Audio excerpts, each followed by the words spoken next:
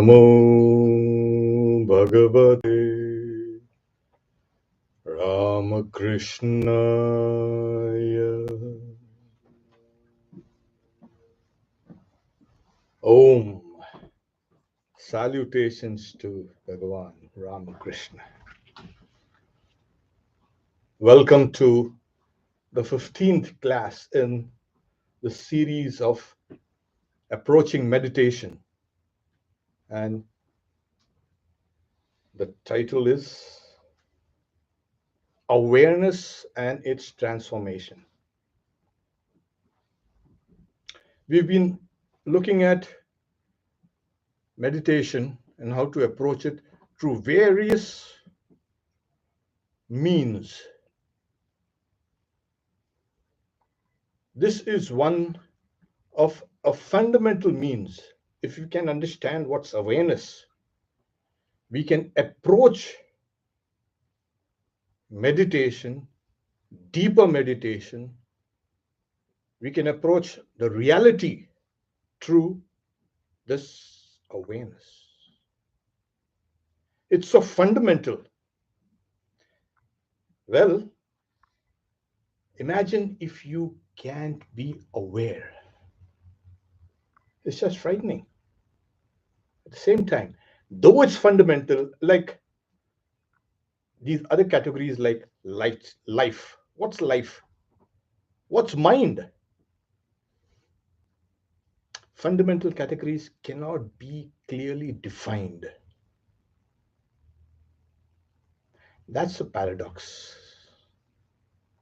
What does awareness mean? The simple philosophic meaning is awareness simply means knowledge or perception of a situation or fact. It is also recognition, consciousness, grasp, and so on. Well, very ambiguous statements. Try understanding what awareness is or consciousness is. Good luck. You'll have to write a few books. Yet, it's fundamental and it makes every individual unique while having universal characteristics. I am aware of myself, my surroundings, as well as you. Well, you are aware of me and your surroundings. But are you aware of my awareness? Or am I aware of your awareness? No. Well, we'll get down to what exactly I mean by this awareness. But another important characteristics of this awareness is aware of itself, self-aware. That is the rock on which all our activities and our existence depends on. Awareness is aware of itself. Okay. I'll give you a few theories about awareness. One is qualia. Qualia is, see, this is kind of a rich inner experience. We need data to come in from the senses. The data can be anything. But how you process the data is called the qualia, Qualia. And it's very important. We know qualia, we don't know the reality as it is outside. Now, whether qualia, that is the perceptions, the recognitions, the memories, the emotions, all they go into making this rich inner experience of yours. Whether it is an emergent property of your brain or your neurons, Are you firing? Or no, the jury is still out and it's being debated. You know. So what if the jury is out? So that much for that rich inner awareness. Quality. The other is one of the last frontiers of things is the awareness of the self. And I know it's kind of difficult, but for just for example, suppose we just say you get into a sensory deprivation tank. You have this. What happens?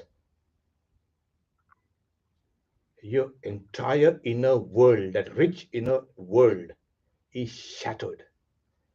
Because as I said, awareness depends on sensory stimulus, and there is a coherence between stimulus energy coming in and the brain snaps into place and recognizes stimulus and harmonizes all these things. But with the sensory deprivation, I mean, there's nothing coming in. There's no sound, no taste, no touch, no smell, nothing. What happens? You begin to see things, hallucinate. The brain itself throws up huge, you can say, sensations and feelings which are not coming from outside, it's coming from inside. And there's a panic, there's everything out there. But you need to try it, of course, if you haven't. I mean, those who really talk about a hard physical world and its material existence should know something like sensory deprivation. Your awareness gets shot to hell. Okay. Another thing is awareness gets transformed also by the use of psychedelics. And it's a sad thing that people think that psychedelics is associated with high states of consciousness or religion. Yes, there have been some cultures which used psychedelics. But to think that this is religion is simply stretching things a bit too far. In Vedanta and yoga, you need clarity. And in psychedelics, again, the neurons, they misfire. There's a time and space and the laws of causation, as it were, break down. It's a hallucinogenic state. So much for. We also have something called a sensory overload. And today's society is nothing but sensory overload. Things just kind of hit you and hit you hard and hit you continuously. Our brains and our bodies are not designed for sensory overload. And so we have dreams, kind of weird dreams at night. There's a sweating, a lot of loss of balance, loss of appetite, etc., etc. So here we are. Okay. Now, as I said, it's one of the last frontiers of knowing this fundamental reality. Another question that came up last time. The question was, yeah,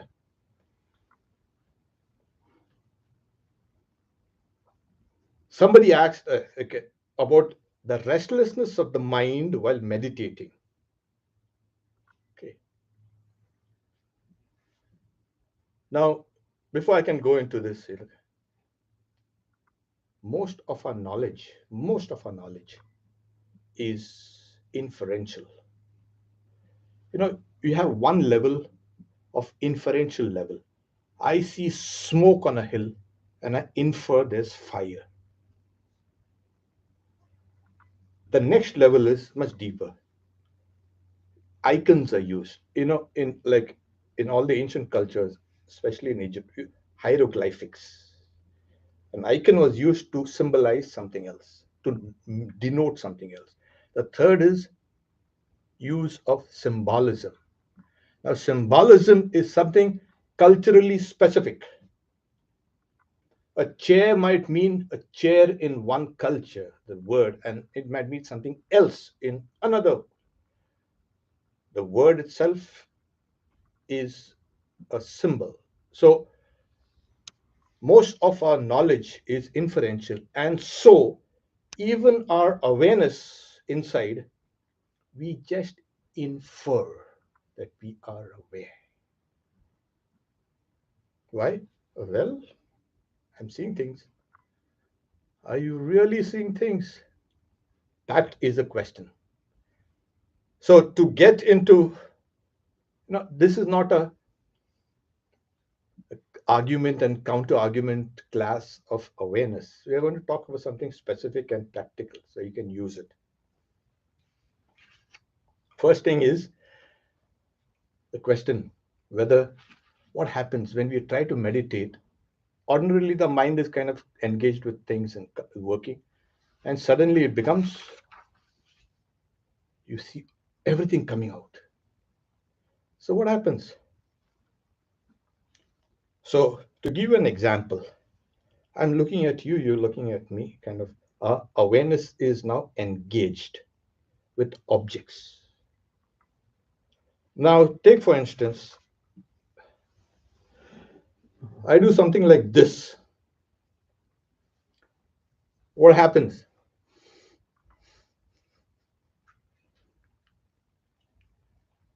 My awareness is as it were thrown back into itself, and I become more aware of my thoughts and feelings. They become more dominant, they are highlighted more. And you always see when you are in a panic, your eyes widen, you start sweating, you look around. And when you have deep feelings, you close your eyes. Suppose you're playing beautiful music. You don't play it like this. You To deepen that mood, you close your eyes and feel that music inside. It's something like this. When suppose there's a danger out here, your awareness kind of becomes focused. I mean, it blanks out everything else, like we have seen in our previous classes how it happens, and zeroes on into only a specific area of danger. And as I said, the entire process becomes so slow in your awareness. You can see the moments as it were in slow motion.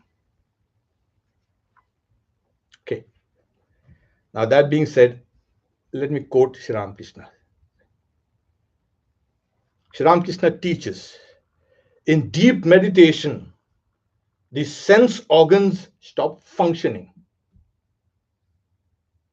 The mind does not look outwards. It is like closing the gate of the outer court in a house. There are five objects of the senses: form, touch, smell, taste, and sound. They are all left outside. At the beginning of meditation, the objects of the senses appear before the aspirant as impressions, as I said. But when meditation becomes deep, they no longer bother him. They are left outside. Now, we have seen in sensory deprivation, your brain starts hallucinating. But in meditation, the mind is crystal clear because there is no more interference coming from outside from the senses. It's a very lucid state. And this has to be kind of understood.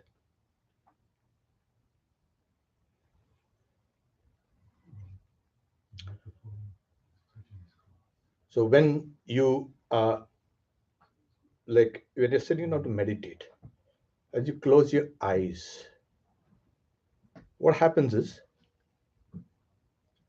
your awareness is thrown back into itself in a way. Your sense of touch and sound becomes heightened. The moment the eyes are closed, your other senses become dominant. You can hear a sound, even some like a doorbell, maybe 2 blocks away. Yeah, later on you'll be able to do that. But what I'm trying to get is the idea is as you sit down to meditate and you become still, perfectly still, no moving at all, that will reduce the other senses from going out. Your eyes are closed and everything is kind of quiet. So, this is the first. At that time, the awareness which is thrown in, you become aware of your body. Awareness becomes the body.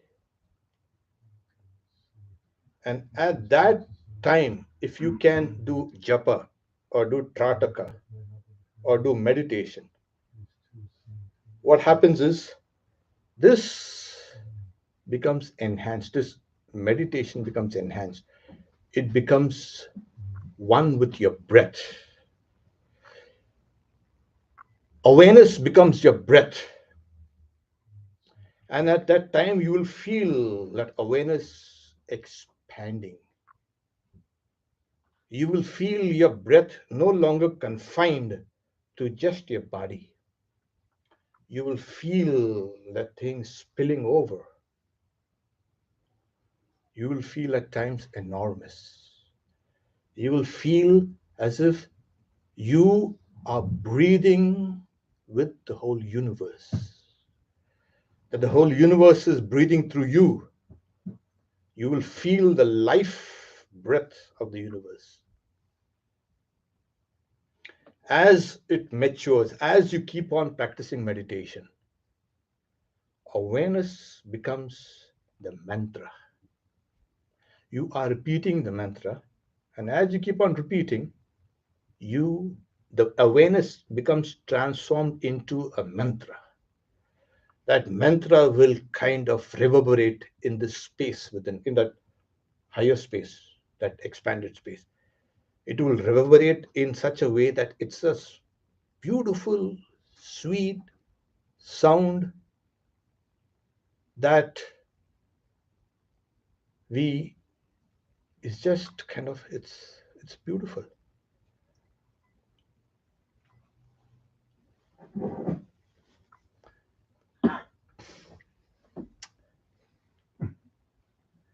Okay,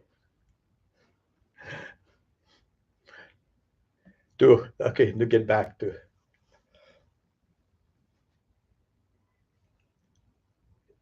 yeah, awareness has become mantra in that expanded space there.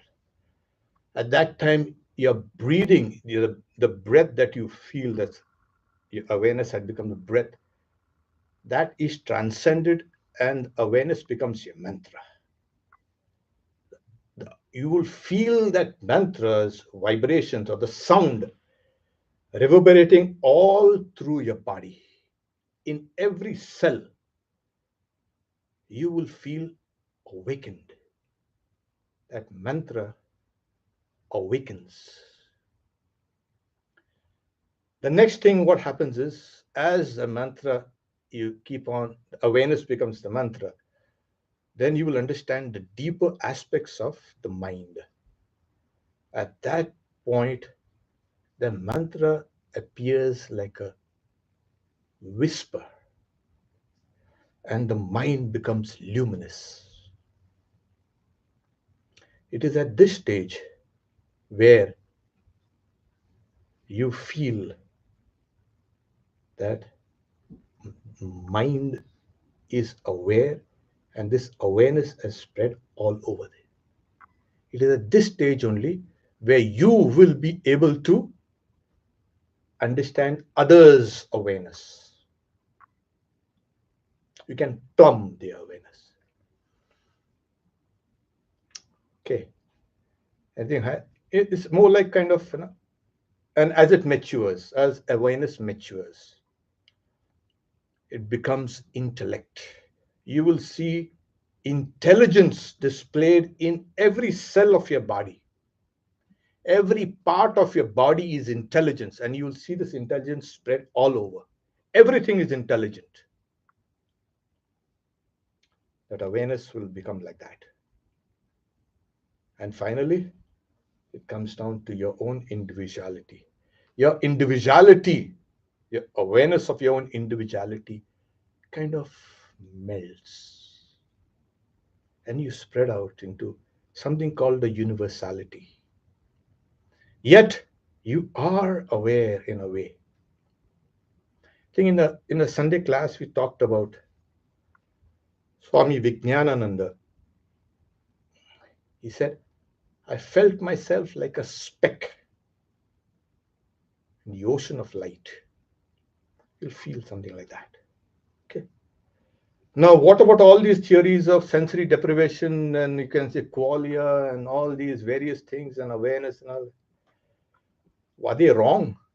This modern research? No, they're not wrong, but they're only seeing a tip of the iceberg. Vast masses of the berg are still lying unseen, unknown to you, to your awareness. And as I said, if awareness is aware of itself, you're not aware of all those things down there. Transformation of awareness slowly will reveal those huge depths of the mantra, the mind, the intelligence, and the sense of I. Things will become very crystal clear. So, awareness has to harmonize or has to be yoked to a medium. That's why, from the body to the senses to the breath to the mantra, the mind, the intellect, it has associated with all these mediums. But the mediums, as they become more and more subtle, more and more fine, awareness becomes fine and super fine. That is what happens. Okay. At this point, awareness has broken the prison and has become freed. So, what's awareness? You, me, yeah. Now find it out for yourself. Go deeper and deeper and deeper. Okay.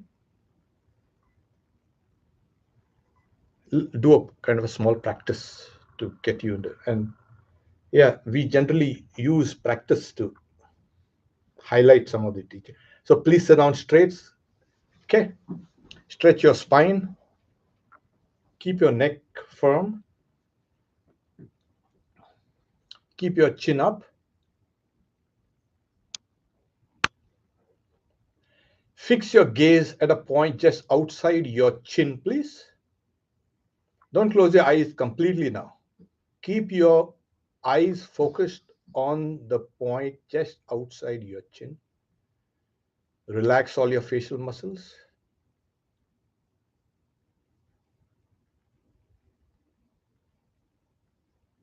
Detach your tongue from everything else and let it relax down there.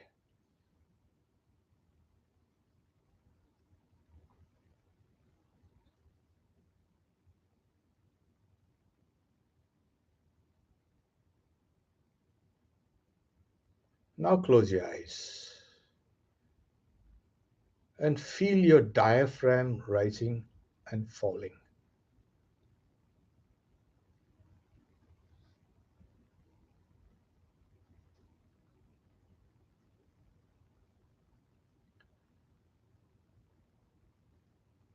Now just feel your right palm, just your right palm. You can visualize it if you want to. Just visualize the right palm.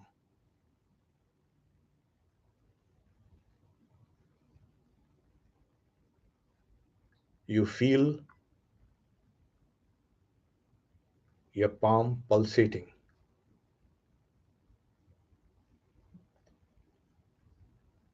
Now switch your awareness to your left palm. Drop the right palm, just your left palm.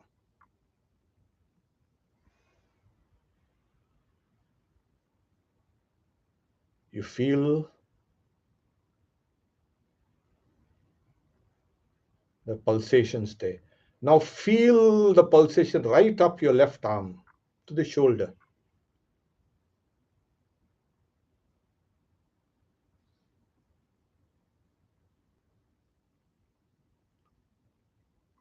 Now feel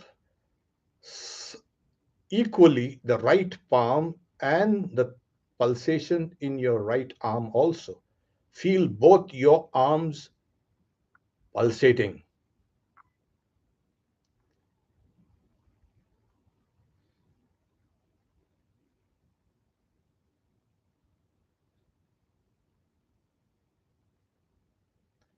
Now feel your feet pulsating.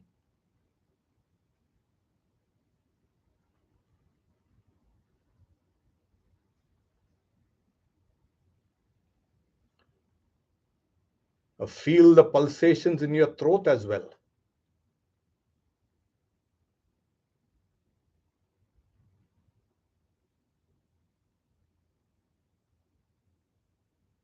Now feel it all over the body.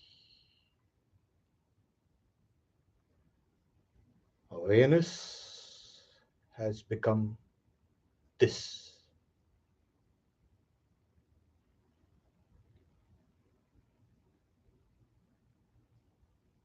Feel your entire body as it were throbbing.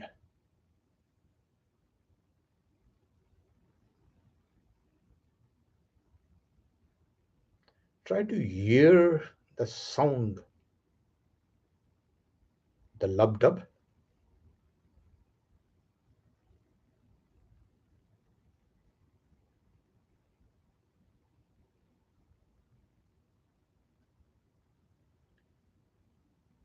Okay, let's switch now. Become aware of your diaphragm again, rising and falling, please.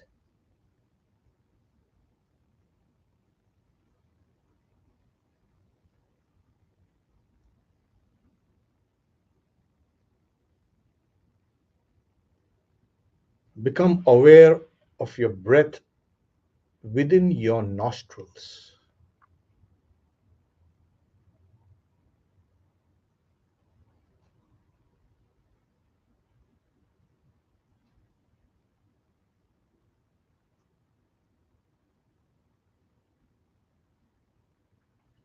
Become aware of the breath deep in the sinuses and behind your face.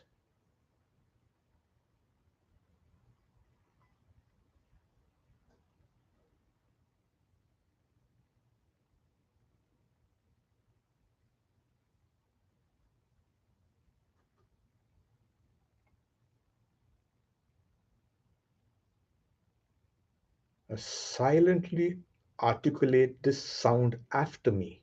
You do it silently, I'll do it audibly.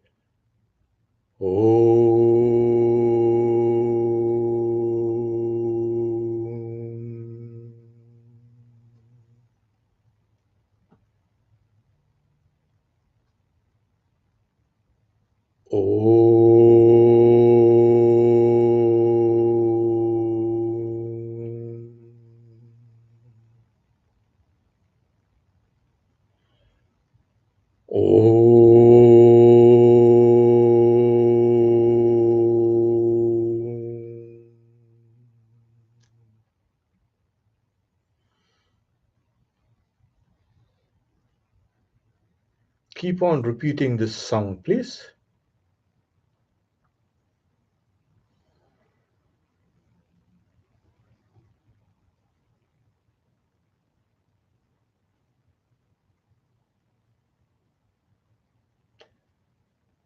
Now try to find out where the sound emerges and merges. Repeat the sound mentally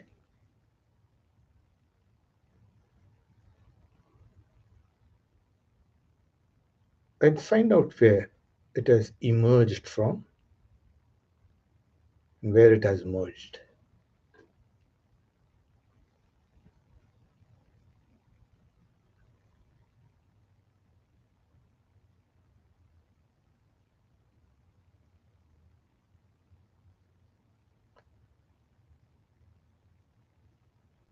Okay, relax.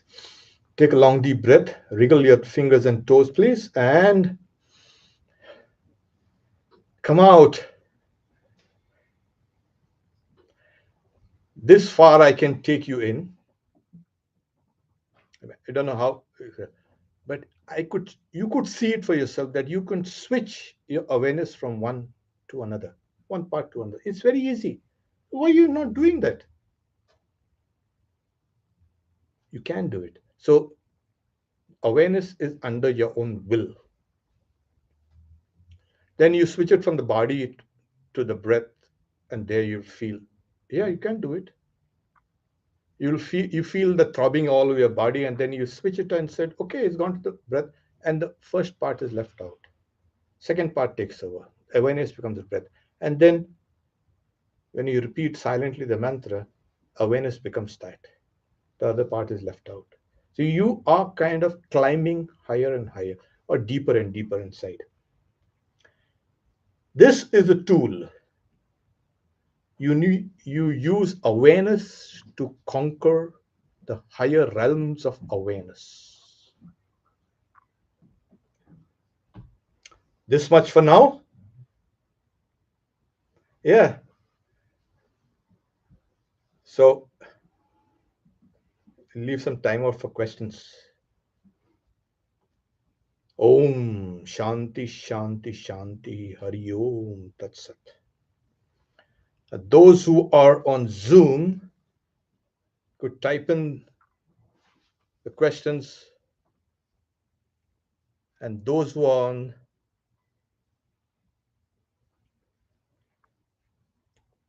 the YouTube could type in also. Oh my God. Okay.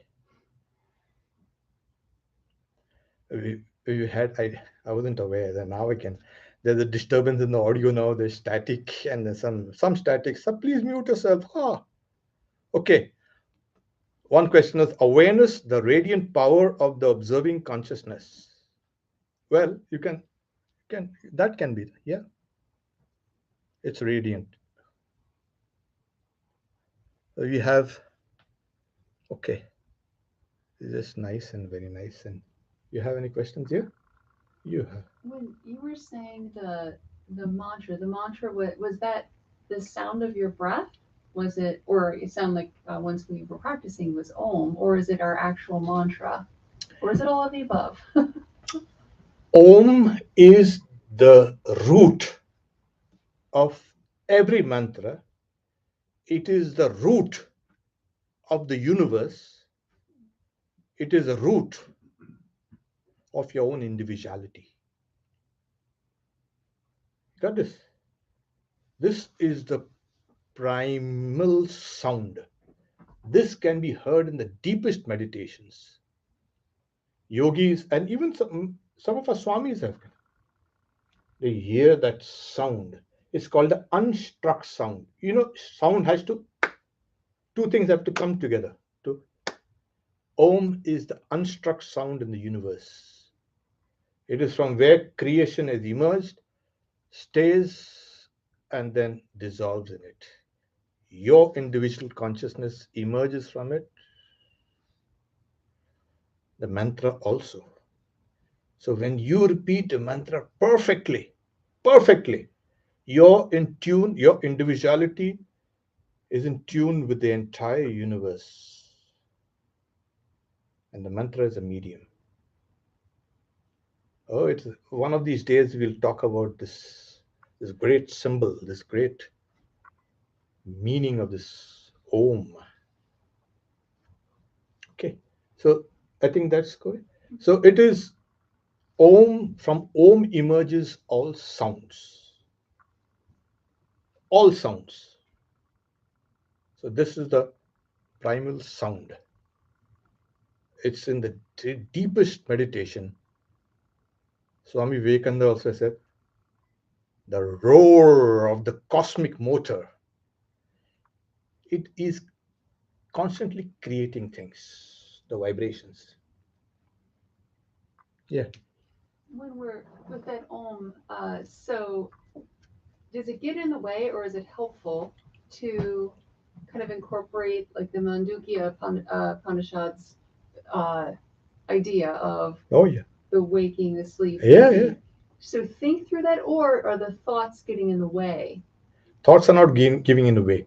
Okay. You are associating that sound with a particular aspect of reality. Waking, dream, deep sleep. I used creation, preservation, destruction. It's AUM. It is the alpha and the omega, or in the middle of the zenith. So it is everything. So when you are chanting Om, you can associate that meaning with the waking and the dream and the deep sleep. This is done to understand consciousness, the waking consciousness, the dream consciousness, the deep sleep consciousness. And the Upanishad is very clear. The commentary is it's not like and the fourth is a transcendent aspect of consciousness. And they are not like the four legs of a cow, separate. They are like a coin, kind of, in four parts. One merges into the next, and the next, the third, and the fourth. So it's Shakla. So you can use. Uh, uh, Vikram, just a moment. You also even in the Mundaka Upanishad, they give a different meditation on Om. Like you take the arrow and sharpen it with meditation, and the bow, and then hit the target, and unerringly, which is the Om. Sharvo Dhanu Pranavo Tadatma. So the arrow is the Atman, and you're shooting it to the Supreme Self. Okay, Vikram. Yeah.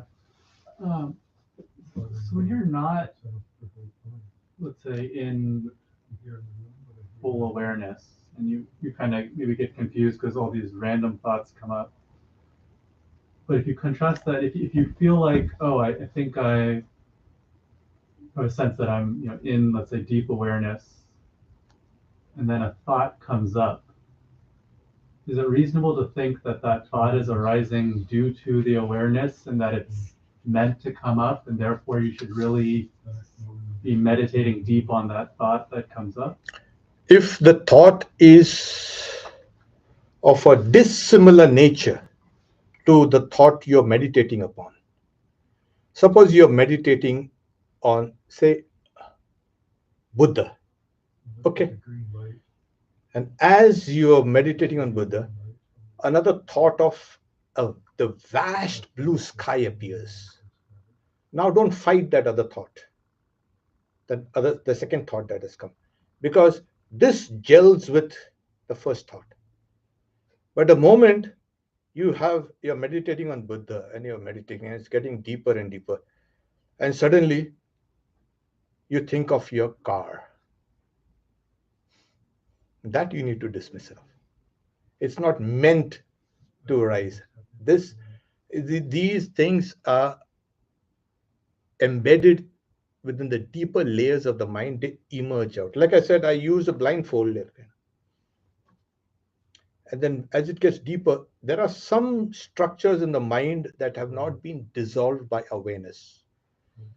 It persists, and then slowly those contrary thoughts to meditation go out, and then the similar thoughts form into a kind of a stream.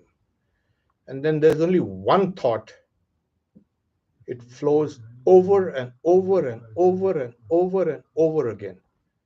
It appears, it's like the flowing river. The masses of water have passed, but you're seeing the river. It's not that same river. You don't see, they say you don't see the same river twice. You don't see the same world two times. It has changed.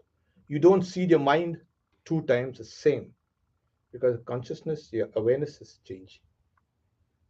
Okay. So, but as an example of that, I mean, I think it's similar, but so let's say it's a memory, but maybe it's slightly different, whereas before you had one perspective, which was your perspective, Yeah. but now it appears as sort of an ultimately different perspective Oh on yeah, the same oh yeah, memory. that happens as awareness becomes internalized deeper and deeper. That perception of this old idea of a particular thing has changed. When you're growing up with those toys. Do those toys now evoke that same emotional response that you had? No. You've matured, you've grown. You know the toys, you know your association with that, but now you look at it differently. So this entire world, this reality will appear very differently to you inside. Oh yes. Okay. Think okay, everybody's Maharaj, one question. I think you mentioned awareness will be aware of itself, right? So how does like it's like the eyes can see itself, something like that. I'm not talking about eyes, I'm talking about your awareness. You think about it and you come again and ask me, are you now aware of you looking at me? You're aware of looking at me, isn't it? I hope you are aware of you looking at me. Okay. Now, are you aware of you looking at me? Yeah, Yes. of course. That's the idea. And we have taken this up in this reflection of consciousness. So if you could go back to some of these earlier classes, you'll see we are kind of it's a gradual ascent towards meditation. So that entire sequence is so you're aware of awareness. Okay, I think thank you everybody for being here live and well, good to have. Thank you.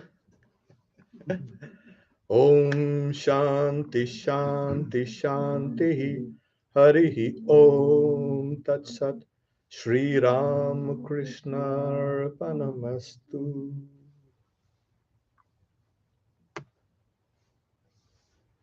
Okay.